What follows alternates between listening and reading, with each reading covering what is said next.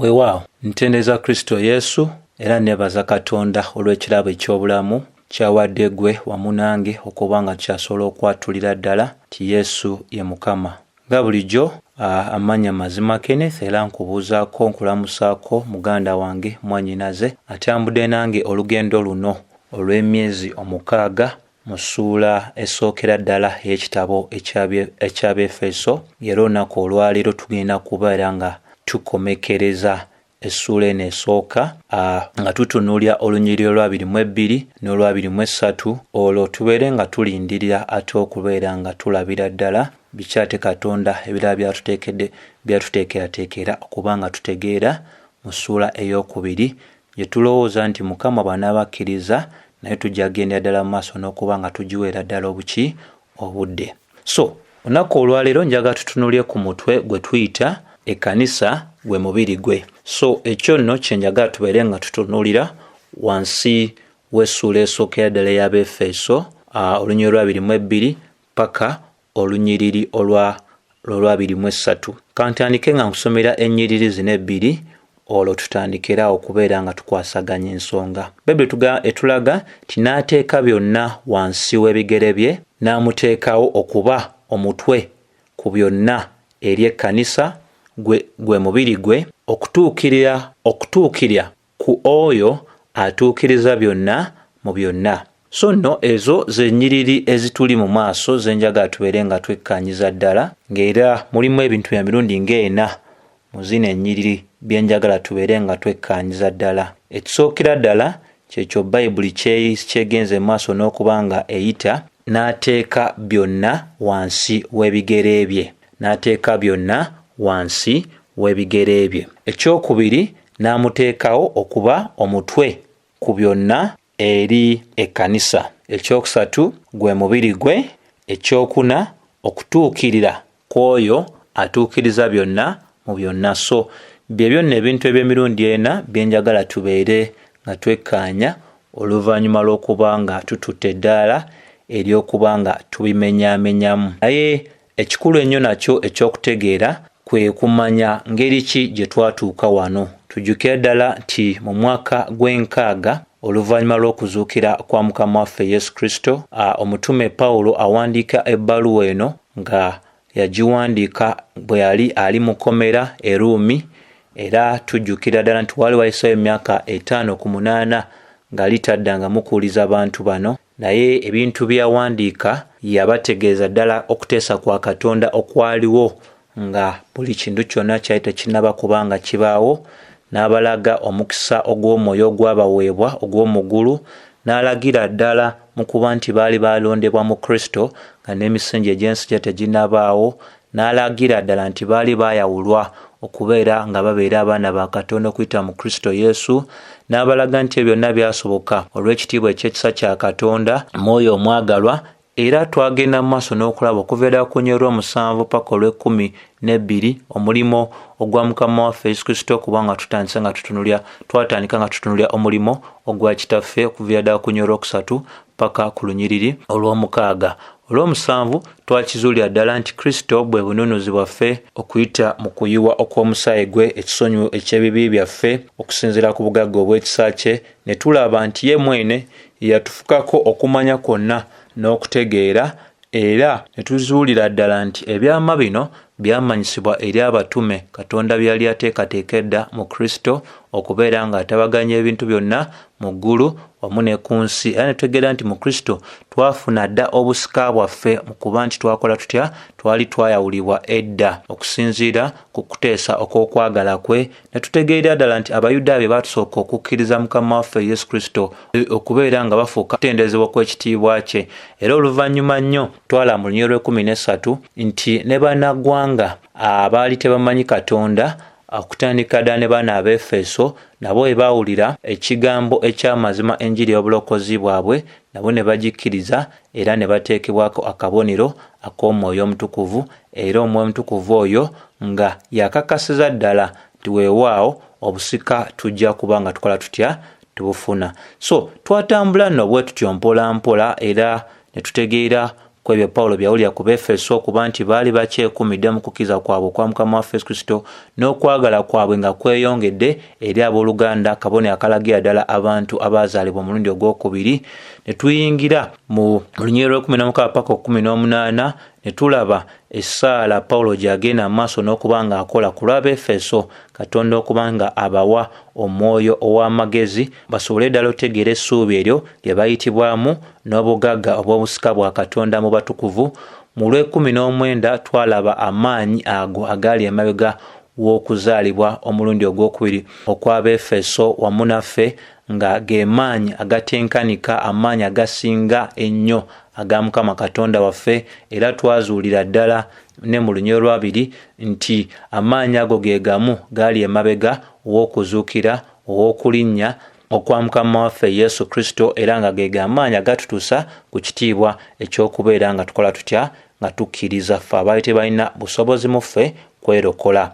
Era twalaba mu lunyiriri lwabiri mu olumu mu kusomesa kwaffe okwasembayo nti twatunulira essomo erikwata ku kugulumizibwa okwa Mukama waffe Yesu Kristo, okutakoma mu bino ebiro byokka n'obula n'ebiro byonna ebirijja mu maaso. So kaakati ennyiriri zino ez'emirundi ebiri ezituli mu maaso zigoberera ebyo ebikwata kugulumizibwa okwa Mukama waffe Yesu Kristo, obukulu bwe eri ebintu byonna mu ggulu ne ku nsi, okubeera nga afuga ebifo byonna byonna byonna byonna byonna eby'obuyinza ebiriwo mu bamalayika n'abaana ab'abantu. Era kaakano twagala twenywereze ddala mu kutegeera amazima gano ag'okutegeera nti ate era Kristo n'obufuzi bwe butuukira ddala ne muki ne mu kkanisa. So tutandike n'ekitundu kyaffe ekisookera ddala ekigamba nti n'ateeka ebintu byonna wansi w'ebigere bye.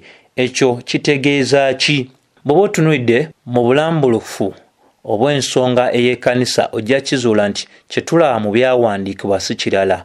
Kitaffe y'omu eyayolesa amaanyi ge mu kuzuukiza Mukama waffe Yesu Kristo ne mu kulinnya okwa Mukama waffe Yesu Kristo n'okumutuuza ku mukono gwe ogwa ddyo, n'amuwa obufuzi, n'amuwa amaanyi n'obuyinza okufuga ebintu byonna byonna byonna byonna, ate era y'omu n'agulumiza erinnya lye waggulu w'amannya ge gamu.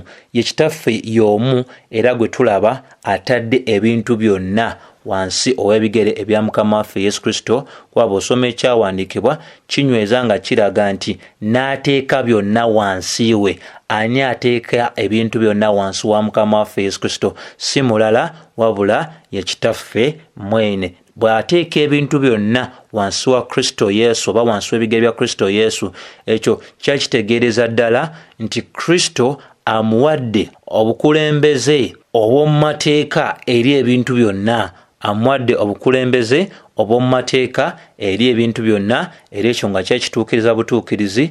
Zabbuli ey'omunaana olw'omukaaga bweti bwegenda ddala maaso n'okuba nga ekola ki? Enyweza. Wamufuza emirimu egy'emikono, wateeka ebintu byonna wansi w'ebigere bye.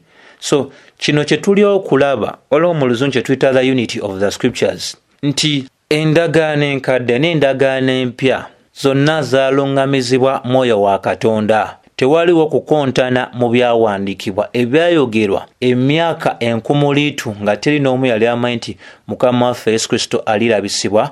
Pawulo ataaliyo mu myaka enkumuliitu gye byayogerwamu, agenda mu maaso n'anywereza ddala ebyo mu Nazabuli ebyali byamuweebwa nti ebintu byonna biteekeddwa wansi w'obufuzi obwa Mukama waffe Yesu Kristo. Ate era tujjukire mu Matayo ng'era bwe twalaba nti Kristo ayogera n'alaga nti obuyinza bwali bumuweereddwa mu ggulu ne ku nsi eri ebintu byonna. Tewaliwo kifo kyonna kya buyinza ekyakwekebwa oba ekyalekebwa wabweru, wabula ebintu byonna nga weebiri byonna byateekebwa wansi w'obufuzi obwa Mukama waffe Yesu Kristo. Ensonga lwaki Bakolinso 15:17 eraga nti kubanga kyawandiikibwa nti yassa byonna wansi w'ebigere bye. Kye tulabye mu Zabbuli ey'omunaana olw'omukaaga. Naye bw'ayogera nti byonna byassibwa wansi, kitegeerekeke nga oyo teyassibwa wansi eyassa byonna wansi we, nti kitaffe newankubadde yassa ebintu byonna wansi wa Mukama waffe, ate kitaffe tali wansi wa Kristo Yesu. Ekyo kikulu nnyo kyakuba nga kikola kitya kitegeerekeka. Bayibuli ekinogaanyiza ddala buki bulungi. So bwe tutunulira ekitundu kyaffe ekyokubiri mu Befeso 1:22 kyojja era nakyo okubeera nga ozuulira ddala kye twagambye nti nakyo kitugwanda okifaako, y'ensonga y'okugamba nti n'amuteekawo okuba omutwe ku byonna eri ekkanisa. Ensonga eyo etegeeza nti mu kuba nti Kristo ye mwana owa kitaffe ow'emirembe n'emirembe, kitaffe yalabisibwa omukwano gwe eri omwana we bwe yamuwa oba bwe yamugonnomolako ekirabo ssabalabo eky'okubeera nga amufuula omutwe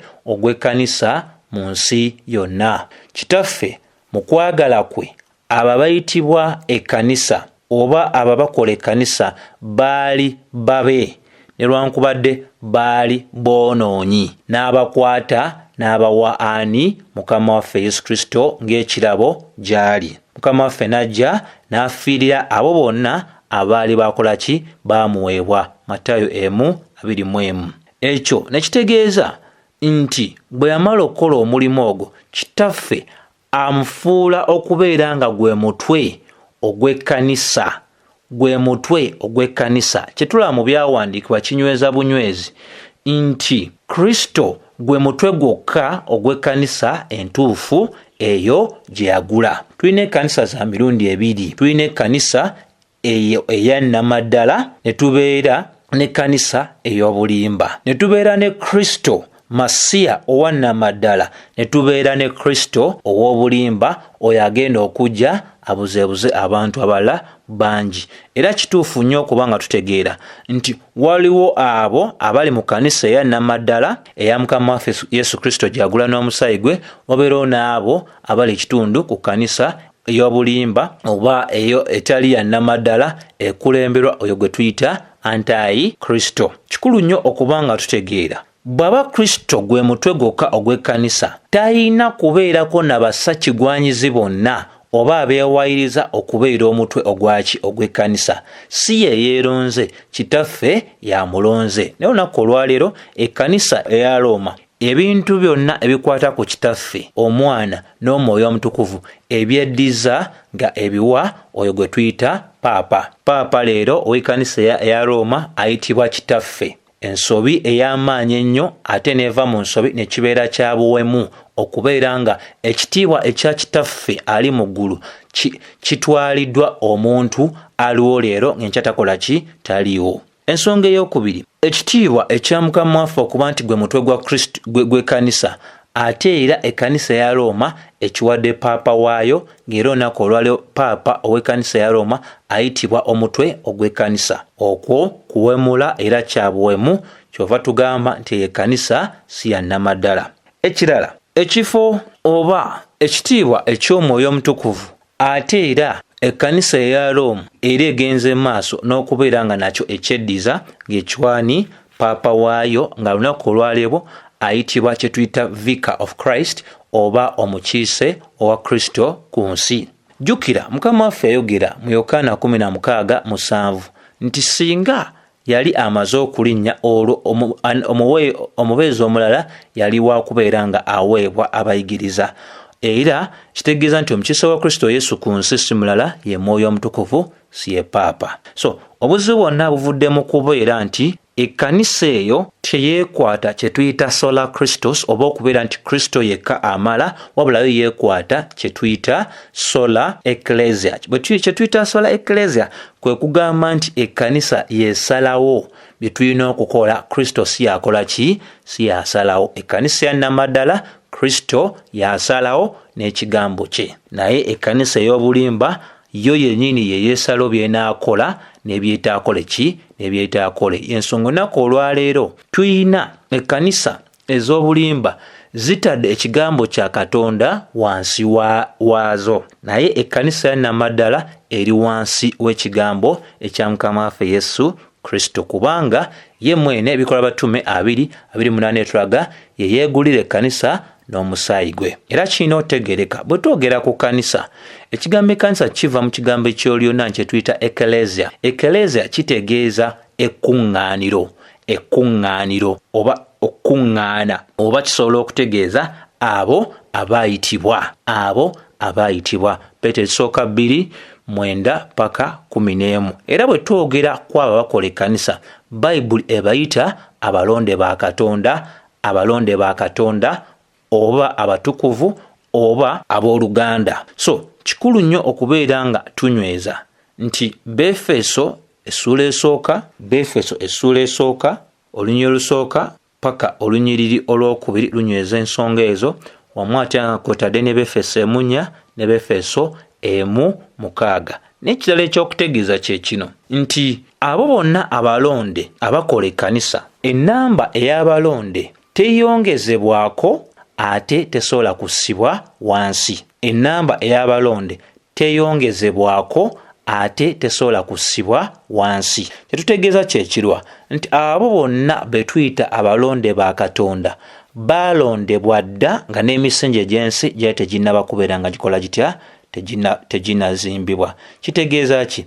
Ti buli muntu yenna gwe tulaba olunaku olwaleero ayanukula eri enjiri n'aleka amakubo ge ag'okwonoona, omuntu oyo Katonda aba tamulonze bulunzi. Omuntu oyo aba yalondebwa dda, wabula Katonda yateesa n'ebiro eby'okwanukula kw'oyo omuntu. Naye ate era abo bonna byamala dda okulonda, ate omuwendo gwabwe tegusobola kendezebwa, guli fixed, tegukyusibwa, kubanga ku Bikkulirwa 13:8 etulagira ddala bulungi kino, abo bonna abaali baawandiika, abo bonna abasangibwa mu kitabo eky'Omwana ogw'Endiga eky'obulamu baali baalondebwa dda nga n'emisingi egy'ensi gyali teginnaba kuba nga gibeerawo. Ensonga lwaki ne Yokaana 17:6 etulaga Kristo alaga nti abo bonna abaamuweebwa baasooka kubeera ba kitaawe. So kitaffe tali kulonda bantu bajja, kitaffe yalonda dda, wabula abo bonna byalonda be baanukula eri enjiri. Kakulu kakutegeera. Ate era kikulu kya kutegeera nti Kristo obwakabaka bwe mu ngeri eya ddala ye kkanisa. Obwakabaka bwe mu ngeri eya ddala ye kkanisa, era yeeyo gy'akulembera. Abo bonna abaami, abakyala n'abaana abali wansi w'obukulembeze oba obw'obufuzi obwa Mukama waffe Yesu Kristo, abo be tuyita ekkanisa ya Kristo Yesu, ate era be tuyita omubiri gwe, era yagenda mu maaso n'okubeera nga akola ki? Abafuga olw'ekigambo kye n'omwoyo gwe, era agenda ddala mu maaso n'obbagabirira, agenda ddala mu maaso n'obaluŋŋamya, ate agenda ddala mu maaso n'okubeera ng'akola ki? Ng'abakuuma. Bw'oba osomye Abakolisaayi essuula esookera ddala n'olaba olunyiriri 18 lunyweza ku bino bye njogedde nga lugamba bwe luti. Lugamba era oyo gwe mutwe ogw'omubiri. Okitegeera? Oyo gwe mutwe gw'omubiri. Omubiri gwonna ogutalina mutwe guba mu buzibu bw'amaanyi oba guba mufu. Ye kkanisa. Oyo lubereberye, omubereberye mu bafu, alyoke abeerenga ow'olubereberye mu byonna, nti afuga ekkanisa n'ebyo byonna ebiri mu kkanisa, kubanga ye mwene gwe mutwe gw'omubiri. Bwe boogera ku mutwe gw'omubiri tebategeeza kirala, bategeeza kkanisa. Era njagala nkwongere Bakolisaayi naye ku luno nkuwe essuula ey'okubiri olunyiriri olw'19 olabe kye lutegeeza. Lugamba so nga tekwase mutwe omuva omubiri gwonna. Tulina obulamu bwaffe okuva ku mutwe, ennyingo n'ebinyweza nga biguleetera era nga bigugatta wamu nga gukola n'okukuza kwa Katonda. Bayibuli bwetyo bwegendera ddala mu maaso n'okuba ng'enyweza. Ate n'ekirala ekisinga okuba nga kinyuma kwe kutegeera nti Matayo 16:18 etulaga nti Kristo bwe yali ayogera kkanisa yagamba nti azimbye ekkanisa y'ekolwazi era n'amaanyi ag'emagombe tegaliginyeenya. Kitegeeza ddala nti ekkanisa ya Kristo Yesu tewali kigitiisa gisaanyawo, kubanga zimalayika zonna ezaaseerera ne ziva mu kitiibwa kyazo zonna ziri wansi, ne Sitaani yennyini azikulira talina kyayinza kukola okuggyako ekyo Katonda ky'abamukkiriza okuba ng'akola. Ate era mu kubeera nga Kristo ali waggulu w'amaanyi gonna ne bwe tuba tubuulira enjiri tusobola okukakasiza ddala nti Mukama waffe Yesu Kristo yeefunira abantu be n'abo abali wansi w'amaanyi agayinza okwogerako nti maanyi nnyo ga busibe, nga enjiri ebuulirwa ne balokoka ne bava mu busibe. So kiba kitegeeza ki? Bwe tugamba nti Kristo ebintu byonna biteekeddwa wansi w'obufuzi bwe mu kkanisa, kiba kitegeereza ddala nti ye Kamalabyonna owa buli kintu mu kkanisa ku lw'obulungi lwaki? Ku lw'obulungi bw'ekkanisa. Ye Kamalabyonna ow'ebintu byonna mu kkanisa ku lw'obulungi obw'ekkanisa. 17:28 Ebikolo by'Abatume etulaga nti timuye weetuli tutambula era tulina kubeerawo kwaffe. Ensonga eyokusatu etuli mu maaso ey'okubanga nayo efiibwako yeeyo Bayibuli gyesonzeko ng'egamba nti gwe mubiri gwe. Kankusomereko nate mu bulambulufu bw'ensonga nga bwe twakirabye edda. Befeso 2:2 n'ateeka byonna wansi w'ebigere bye, n'amuteeka okuba omutwe ku byonna eri ekkanisa, gwe mubiri gwe. Kati awo njagala tutegeere ekkanisa tuzudde nti gwe mubiri gwa Kristo. Bayibuli kikyetegeeza nti ekkanisa gwe mubiri gwa Kristo. Obukulu obw'ensonga kwe kutegeera nti Kristo mwene akola ki? Kwe kutegeera nti Kristo Yesu teyeegaana kanisa ye. Teyeegaana kanisa ye, wabula kwe kulagira ddala nti ekkanisa gwe mubiri gwe, era bw'eyogera ku mubiri gwe etegeeza abo be yagula n'omusaayi gwe. Bebulaniya 2:14 enywereza ddala ensonga eyo. So mu ngeri emu nga omwami n'omukyala bwe bali omubiri gumu, bwe kityo n'ekkanisa bw'eri ne Mukama waffe. Befeso 5:28-3 enywereza ddala bulungi, era kitegeeza ddala ti Kristo ayagala omubiri gwe ng'era bwe twayogera ddala Lubereberye 2:24. Waliwo n'ekikulu ekyokutegeera bwe twogera ku mubiri gwa Kristo, omuwandiisi w'oluyimba agamba nti omubiri gwa Kristo y'enkolagana ey'omuggundu esonga ku ekyo eky'omwoyo ky'otasobola kulaba newankubadde okutegeera. Kiki kitegeeza?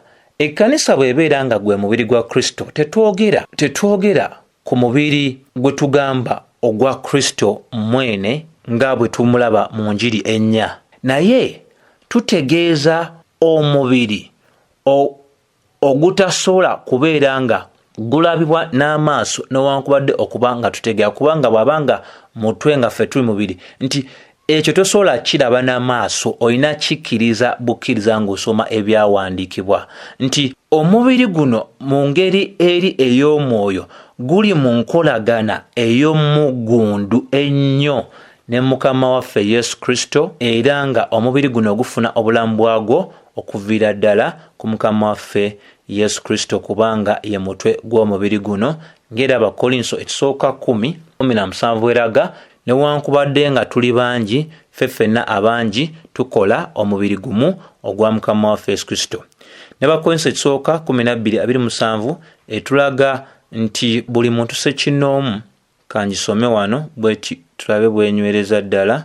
Bakolinso 12:27 egamba nti naye mmwe muli mubiri gwa Kristo n'ebitundu byagwo buli muntu. So buli muntu yenna kitundu ku kye tuyita omubiri ogwa Mukama waffe Yesu Kristo. Kakulu nnyo kakola ki? Kakutegeera. Era wano obukulu bw'ensonga bwe tulina okuba nga tugaziza ddala nti mu kuba nti Kristo gwe mutwe ogw'omubiri gwe oba ogw'ekkanisa ye, buvunaanyizibwa bw'ekkanisa okubeera nga yessa wansi w'obukulembeze obwa Mukama waffe Yesu Kristo wamu n'okumugondera.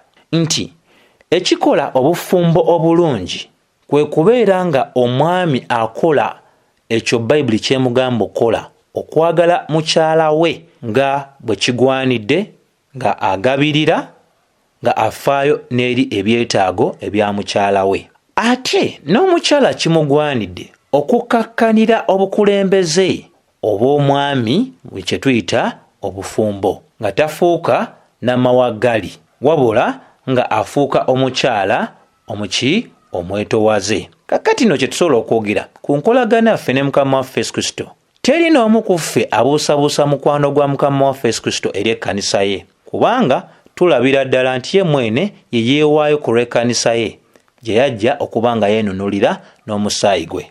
Era y'omu yayogera n'agamba, laba ndi wamu nammwe okutuukira ddala emirembe gino bwe girikoma. Teri n'omu asobola kubuusabuusa mukwano ogwo. Naye ekibuusabuusibwa, okusoomoozebwa okw'amaanyi kuli eri kkanisa. Ekkanisa erina obuzibu obw'okubeera nga yessa wansi w'obukulembeze obw'omutwe gwayo. Ekkanisa erina obuzibu obw'okugondera oyo agikulembera. Ensonga lwaki tetugondera kigambo kye. By'atulagira okukola tukola kifuula nenge, tunoonya obubaka obujja, tunoonya amaloboozi, tunoonya okwolesebwa, tunoonya ebirooto, tunoonya kukyukakyuka okw'enneewulira ey'omubiri. So ne tubeera nga ebyo bituweereddwa omusumba waffe, omutwe gwaffe, omukulembeze waffe, tetubigondera, nti ebiri mu byawandiikibwa tebitumala.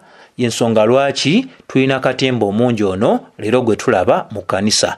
Okwogera kwa Katonda okusembera ddala mu nsi tekuli wala, kuli mu Mukama waffe Yesu Kristo. Kristo bye yayogera bisangibwa mu byawandiikibwa, mu Njiri ennya n'okuwandiika okw'abatume. So singa tukola ekino kyonna ekyeyitiriza ku ebyo ebituweereddwa, tuba tetwetadde wansi wa bukulembeze obwa Mukama waffe Yesu Kristo. Ekitundu kyaffe kisemberayo ddala Bayibuli esonga ku nsonga ey'okubeera nga oguyitiddwa omubiri gwa Mukama waffe Yesu Kristo okutuukirira kw'oyo atuukiriza byonna mu byonna. Atuukiriza byonna mu byonna. Muno mulimu ebintu bya mirundi ebiri. Okutuukirira okw'oyo kye tulina osooka ddala okubeera nga tutegeera. Omubiri gwa Kristo gubeera gutya okutuukirira kw'oyo? Kikulu nnyo okuba nga tutegeera nti Bayibuli bw'oyogera ku mubiri gwa Kristo okubeera nga kwe kutuukirira kw'oyo ayogeddwako ng'omutwe gwaffe, kiba kitegeeza nti ekkanisa efunye ekitiibwa eky'amaanyi ennyo okubeera nga gwe mubiri gwani? Gwa Mukama waffe Yesu Kristo. Gwe lowoozaamu okubeera nga ffe mubiri gw'oyo atuukiriza byonna mu byonna. Mu ngeri eya bulijjo kikulu nnyo okuba nga tutegeera nti omubiri ogutayina omutwe ogutayina mubiri guba tegutuukiridde. Ne Kristo ali mu butuukirivu bwonna nti gwe mutwe ogwina omubiri. Omubiri ogwe twogeddeko guli mystical. Omubiri guli mu mbeera gy'otasobola kunnyonnyola, wabula waliwo enkolagana ey'ekimmemmette nti abo bonna abakkiriza bakola kye tuyita omubiri ogwa Mukama waffe Yesu Kristo. So ffe okuba nga tuli mubiri gwa Kristo tugenda mu maaso n'okutuukiriza oyo, kubeera ddala ekiragira ddala ti gwe mutwe. So akatonda ak'okubiri keko nawo kenyagala tube nga tutegeera bw'egamba nti atuukiriza byonna mu byonna. Kitegeeza ki atuukiriza byonna mu byonna? Kitegeeza nti Kristo, Mukama waffe Yesu Kristo, mu bwakatonda bwe ajjuza ebintu byonna yeebeezaawo, tasinziira, tabeerawo ku lwaffe, wabula ffe tubeerawo ku lulwe. Naye mu masekkati g'ebyo bw'aba nga yatuukiriza byonna mu byonna, kitegeeza nti Kristo tajjuza bintu birala byokka, wabula n'ekkanisa ye agijjuza, omubiri gwe agujjuza, na buli muntu ssekinnoomu amujjuza. Lwaki? Takomebwako budde oba kifo, ajjuza ekkanisa ye yonna gyeri na buli muntu ssekinnoomu ali ekitundu ku kkanisa ye. Ajjuza ebifo byonna. Mu ekyo tetutegeeza nti bw'aba ajjuza ebintu byonna ali mu buli kintu kyonna. Twewala ensomesa eraga nti ali mu mwezi, ali mu muti, ali mu mayinja, ali mu kaswakali, ali mu nsenene, ali mu ndiga, ali mu njovu, ali mu mpologoma. Ajjuza, okujjuza kwe okw'ebintu byonna tekitegeeza nti ali mu buli kintu kyonna. Mu bintu byonna byatonda byateesa, kyeyateesa okubeeramu si kirala igwe nange abaalokoka. Era ajjuza eggulu n'ekitiibwa kye. Zabbuli enywereza ddala ey'e19 nti eggulu ligenda mu maaso n'okuba nga lisonga ku kitiibwa kya Katonda. Bayibuli bwetyo bwenyweza. Era y'omu ajjuza ensi n'ekisa kye. Matayo 5 nti eri abalokole n'abatali balokole bonna bafuna ku musana gwe, bonna bafuna enkuba ye, bonna basimba atera ne bakuza, nti bonna basobola okubeera ne famire, omwami n'omukyala n'ezzadde, bonna balaba obulungi bwe, kye tuyita common grace. Era ajjuza geyeena n'obusungu bwe wamu n'entiisa. Bayibuli etulaga mu Zabbuli 139 olwokuna paka olw'ekumi. Dawudi awandiika ng'agamba, wa gye nsobola okuddukako bwe ŋŋende waggulu nnyo gy'oli, bwe nsalo ne ŋŋamba teeka ekuwummulira kwange mu geyeena nayo gy'oli, bwe ŋŋamba nti mmere ebiwawaatiro ŋŋende ebuzibanyo era nayo gy'oli, era bwe ŋŋamba nti neekweke mu kizikiza, ekizikiza mu maaso go kiranga kitangaala, buli wamu w'oli. So Bayibuli era eraga nti omu yajjuza obwavu n'obumativu, n'osanga omuntu nga munaku naye nga mumativu, ate era y'omu yajjuza ebifo byonna n'abatukuvu be. Obadde okimanyi nti no tewaaliwo kifo ky'osobola kugenda mu nsi muno n'otasangayo omuntu ng'amanyi Kristo Yesu? Buli kifo kyonna abagamba Kikatuliki zooni osangayo mulokole nga mwali, Kisiraamu zooni omusangayo nga gyali asirikiddeyo, Kiwarabu gyali, simanyi baki famire erimu abasamize mubeeramu era omulokole ali omwo nga mwali mu famire omwo. Simanyi titwetaagawo Yesu yenna, titwetaagawo bonna babeerawo nga basirikidde awo. Era yajjuza obugagga n'okwebaza, ate era yajjuza okubatiza, yajjuza okusembera, yajjuza essaala, yajjuza embeera yonna n'okubuulira enjiri, n'akujjuza ne kituyita emiganyulo abantu ne bafunamu. Era yawa taata omukwano ogw'omwana we, ate era yawa maama obusobozi obuleera omwana munda. So kiki kyatajjuza? Tuyimba ne tugamba ajjuza eggulu n'ensi, talina kino kyonna kyalekayo. So kyekyo Bayibuli kyegenda mu maaso n'okuba nga etegeereza ddala mu Efeso 2:2 paka 23 nti n'ateeka byonna wansi w'ebigere bye, n'amuteekawo okuba omutwe ku byonna eri ekkanisa, gwe mubiri gwe, atuukiriza byonna mu byonna. So bwe bubaka bwe njagadde tubeere nga twekkaanya, era nzikiriza nti Mukama waffe Yesu mu kisa kye bw'anaaba atukkiriza nate tunaatunuulira omulundi ogujja essuula ey'okubiri, ate nayo tugende ddala mu maaso n'okuba nga tunnyonnyokera ddala ensonga ezo zatuteekeddeteekedde omwo okuba nga tuyiga. Wabula kyenkusaba nti obubaka buno mukwano oba obufunye busharingeko ne bannoobo, buddiŋŋane, ate gwenna aganyuddwa oba nga ogamba muli ng'oganyulwa mu bye tukola, bambi tukusaba kyonna Katonda kyakusobozesa okola, genda mu maaso n'okuba ng'okola ki? Ng'okikola. Osobola oteeka obubaka bwo ku nooti 788, nooti 788 410 enamba osobola ogyeyambisa n'oteekako obubaka bwonna n'ogamba nti buli mwezi nja kubangako kyenkola ki? Kyempeereza.